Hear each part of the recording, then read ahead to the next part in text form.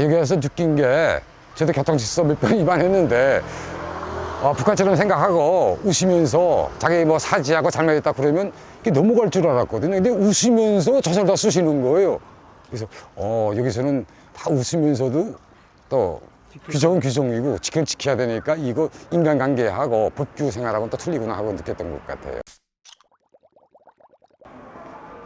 네, 안녕하세요. 안녕하세요. 자기소개 부탁드리겠습니다. 저는 북한 예매성에서 일하다가 대한민국으로 기순한 한진명이라고 합니다. 베트남 시절 북한 대사관에서 소기관으로 일했어요. 그러다가 그 체제의 함의를 느끼고 대한민국으로 기순하게 되었습니다. 한국 오셔서는 어떻게 지내고 계세요? 예, 한국에 와서는 남들처럼 최근에는 그 전기 자격증을 공부하고 이제 12월 달 되면 졸업을 하게 됐어요. 자격증 시험 다 끝났거든요. 최근에 취직 활동을 지금 진행하고 있습니다. 한국 지하철 처음 예. 오셨을 때 어떠셨나요? 북한에서는 지하철을 저도 많이 이용을 했어요. 이용을 했는데 2개 노선밖에 없다고 할까요? 그러니까 크로스가 하나밖에 없는 거예요. 굉장히 그 갈아타기도 힘들었고, 그리고 화장실 설비라 이런 게 잘 돼 있는 것 같아요. 북한에도 전철에 화장실이 있긴 있거든요. 있는데 군대가 관리하고 또 그 아는 분이 몇 분이 안 계세요. 화장실이 있는지 없는지. 그러니까 실적으로 사용을 못 하고 계시는데 여기는 화장실 설비가 굉장히 잘 돼 있는 것 같아요. 잠시라, 이게 어느 쪽으로 나가더라? 저는 출퇴근을 많이 했거든요, 북한에서. 그래서 집에서 한 1시간 아마 되는 거리를 제가 출퇴근을 했어요. 어릴 때부터. 평양 외국어 학원이라고 어릴 때 부모님들이나 할머니가 전철까지 데려다 주시고 거기서 또 갔다가 올 때는 또 부모들이 마중 나왔댔어요. 너무 어리니까. 또 집까지 데려오고 이런 형식으로 계속 학교를 다녔던 것 같아요, 처음에. 학생들이 이렇게 운동하는 모습 보면은 제가 다니던 평양외고 학원에는 체육 시간이 굉장히 적었어요. 어학을 많이 배우다 나니까 한 주일에 한 2번, 3번? 그 정도 없었거든요. 그래서 아침에 갔다 저녁 늦게 한 5시, 6시쯤에 집으로 퇴근했거든요. 그럴 때 퇴근 안 하고 이 이런 공원에 나가서 아니면 운동장에서 축구를 했거든요, 그럴 때. 축구를 하면 놀다가 늦게 집에 가곤 했던 것 같아요. 북한도 축구를 다 좋아하죠. 거기서 점심시간이라고 있거든요. 12시 40분부터. 강의가 끝나면 1시 반까지 축구를 하면서 놀다가 다시 또 강의에 들어가 됐어요. 어떤 때 또 남북관계가 좋을 때는 그 대한민국이 축구하는 걸 보여줄 수도 있는데 그때마다 대한민국을 많이 응원했어요, 거기서. 일반 사람들끼리 뭔가 계속 모여있다 하면은 어떤 제재가 들어가고 이런 건 없나요? 제가 알기로는 평양에서 뭐 많은 사람들이 또 모일 일이 없어요. 북한에서 행사하기 전에 많이 모일 수가 없거든요. 그러니까 대한민국에서 처음 느꼈던 게 뭐나 그때 생각해 보니까 너무 다니는 분들이 많은 거예요. 북한에서 평양에서 있을 때 오전 출근 시간이 굉장히 많고요. 일반 노동 시간에는 사람이 없어요, 얼마.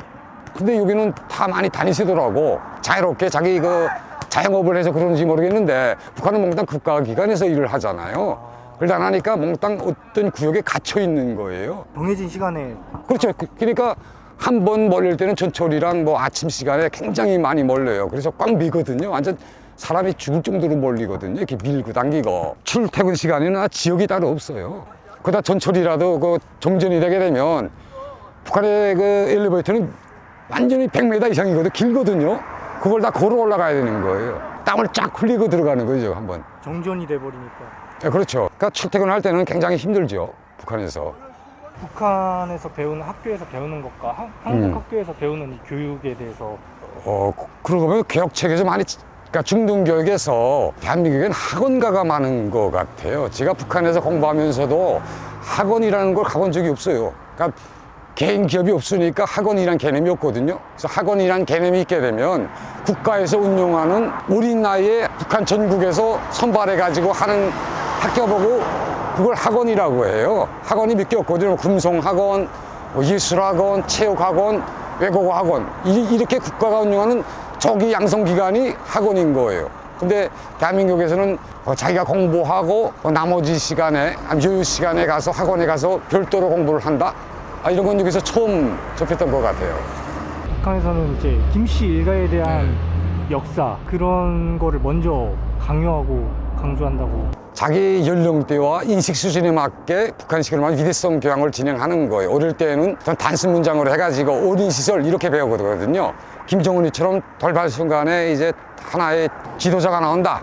이렇게 하게 되면 특강이라고 해서 과목을 첨부해서 배워줘요. 그래서 인민학교 때 한번 배우고요. 그러니까 중학교 때 그거보다 좀 더 높은 말하자면 레벨에서 한번 배워요.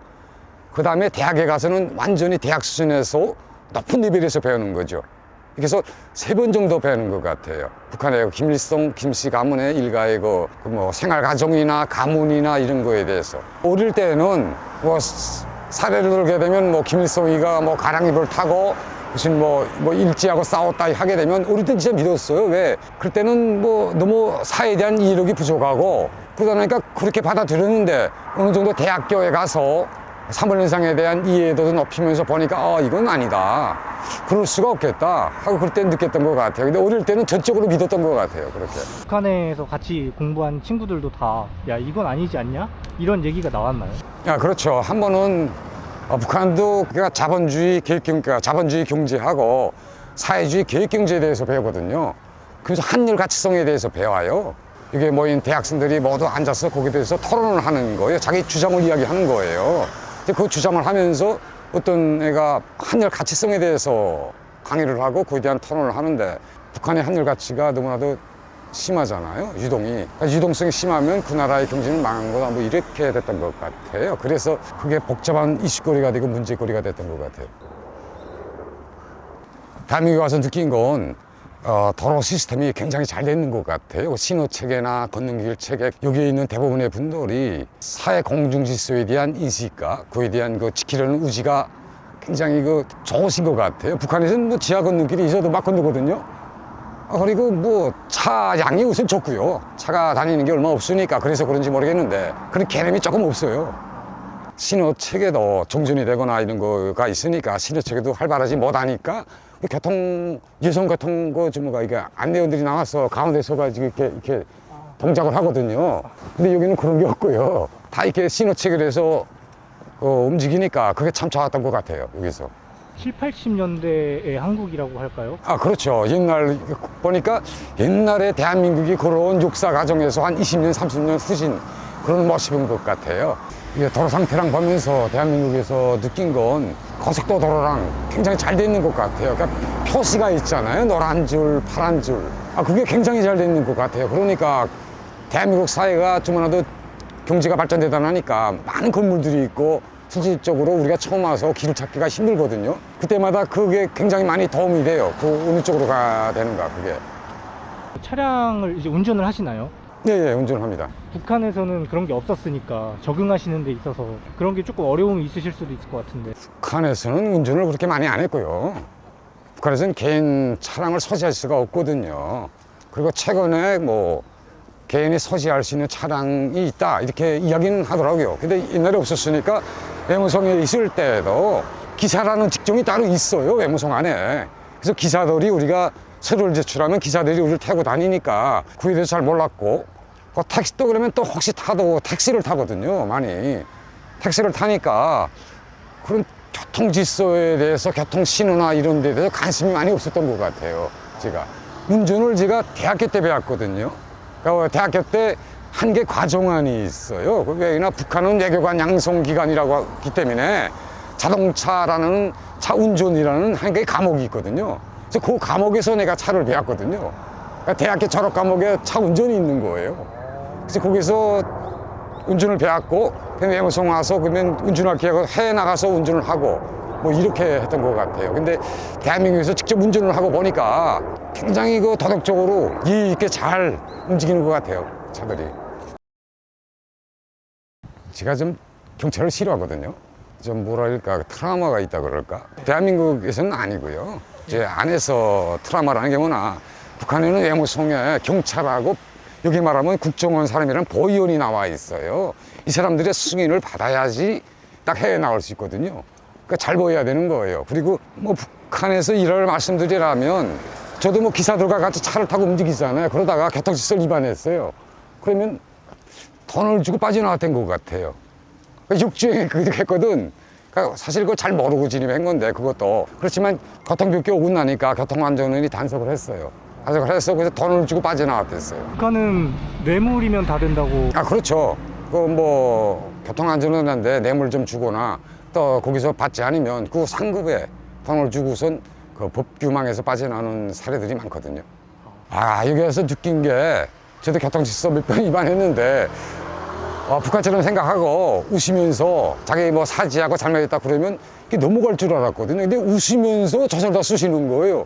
그래서 여기서는 다 웃으면서도 또 규정은 규정이고 지켜는 지켜야 되니까 이거 인간관계하고 법규 생활하고는 또 틀리구나 하고 느꼈던 것 같아요. 북한에도 뭐 뭐가 최근에 들어와서 뭐 찻집도 있고 여러 가지 그 현대적인 그 사우나도 있고 호프집도 있고 다 있거든요. 노래방도 있고 사람이 사는 것이니까 다 있어요. 근데 여기서 놀라운 건 24시간 운영을 한다는 거예요.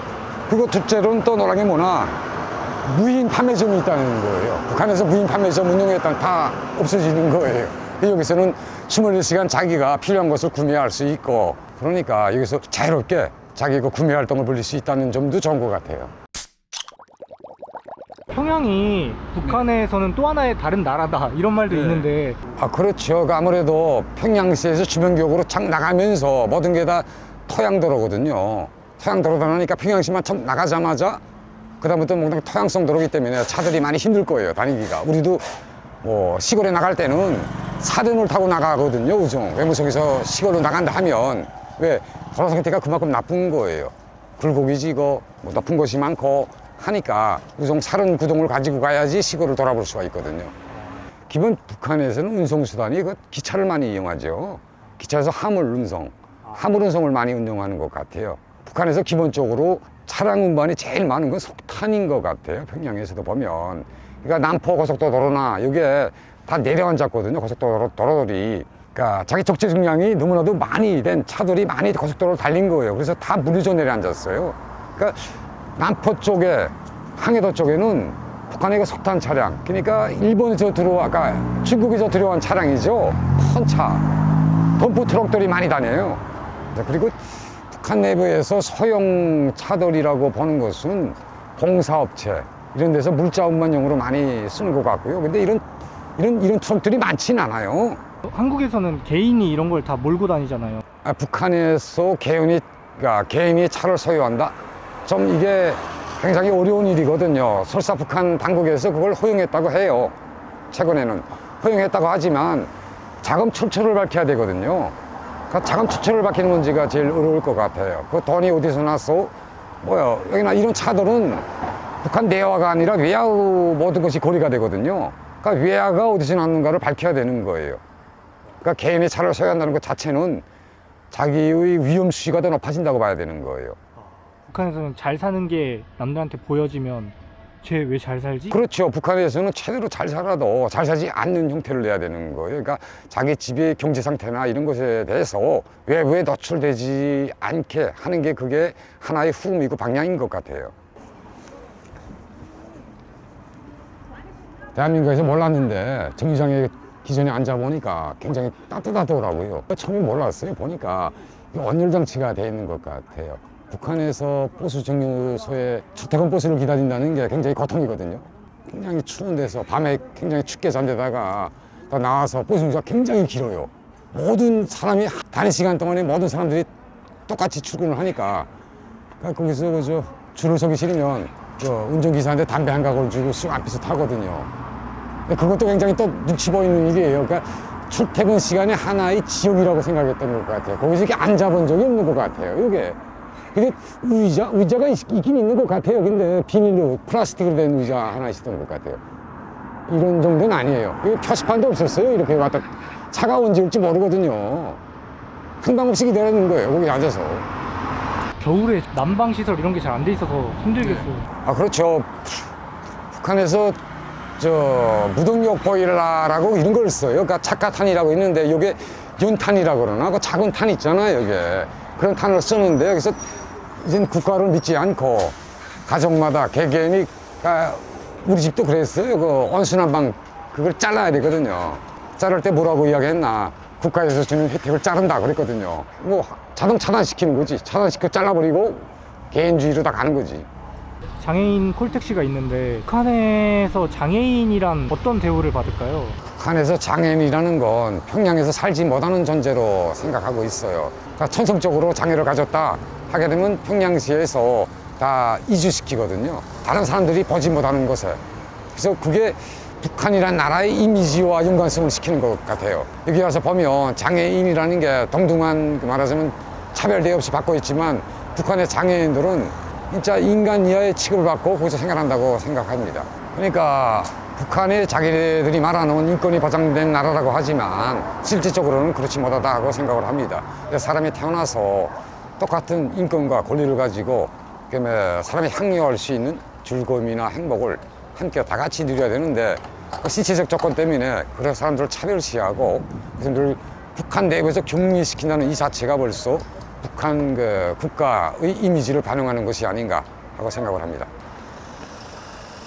북한에서는 주유소라고 하지 않고 술한다라고 이야기를 해요. 평양에 밀집되어 있는 것 같아요. 근데 현금으로 주고 사진 않아요. 기름도 국가가 통제하거든요. 말하자면 한 달에 어느 정도 술하고 휘발유 표딱지를 나눠준 거예요. 상품권처럼. 그 상품권을 가지고 여기서 사는 거예요. 그러니까 휘발유 표지를 남기는 거예요. 개인이. 그러니까 국가 물자를 판다 그럴까? 뭐 북한 사회가 다 그렇게 사니까. 그러니까 국가에서 제정돼서 공급되는 휘발유가 순환다 표딱지를 반대로 팔지요. 그래서 북한의 비즈니스 분야에 순환다를 비즈니스를 전문으로 하는 분들이 계세요. 그러니까 그걸 밀매해서 그걸로 경제활동을 벌이는 거지요. 기름뿐만 아니라 물건들이 다 그렇게 되겠네요. 그렇죠. 물건도 또 그렇게 진행을 하죠. 순환다고 기름값하고 비슷한 게 뭐라고 이야기할까? 그러니까 핸드폰 그 비용이나 그 데이터 비용도 팔거든요. 그러면 뭐 당연히 뭐 달러나 뭐 중국의 엔화나 이런 그 환치기를 이용하는 그런 비즈니스 분야도 굉장히 많이 발달돼 있어요. 그러니까 개인이 하는 거지. 시장에 가면 이렇게 쭉 서 있거든요, 한 줄로. 쭉 지나가게 되면 뭐 달러 있어요, 뭐 바꿔드려요 이렇게 이야기를 하거든. 근데 노골적으로 광고, 홍보성 광고는 못 하잖아요. 경찰이 단속을 하니까. 그러니까 그런 식으로 해서 밀매가 진행을 되는 거죠. 진료받는 의사 선생님이 북한에 대해서 계속 물어보는데 처음에 물어보시는 게 북한에서 오는 게 그렇게 어렵다는데 지금 상황은 어때요? 뭐 이렇게 물어보는 거예요. 그래서 북한에 대해서 이렇게 사람이 많냐, 뭐 통일은 가능성이 있냐 이런 말씀들을 많이 물어보세요. 그때 참 난감해요. 어떻게 말해야 되는지. 통일이 이렇게 쉽다고 말하면 또 안 되는 거고 또 너무 어렵다고 말하면 안 되잖아요. 그러니까 그 상대방의 바라는 그 마음에 맞게 그 대답을 조절하려니까 굉장히 힘들어요, 그게. 본인이 알아서 결심하시라, 판단하시라, 이렇게. 그래서 내가 판단을 주는 건 아닌 것 같아요. 제가 알기로는 이제 네. 북한에서 좀 중요한 일을 하셨던 분들은 한국에서도 케어가 들어온달까요? 이렇게 붙어가지고 소통? 감시? 이런 게 또 있다고. 이게 신변보호관 제도라고 있어요, 경찰에. 근데 신변보호관에 말하자면 이게 그렇게 말씀드리면 좀 어려운데 급수가 있다 그럴까요? A, B, C, D급.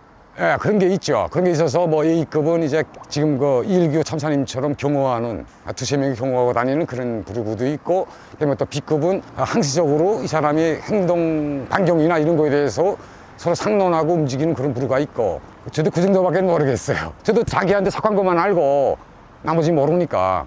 아무래도 해외 나가거나 그럴 때 북한에 뭐 어떤 작용이나 역량이 있을까봐 그 부분을 많이 염려하고 체크해 주시는 것 같아요.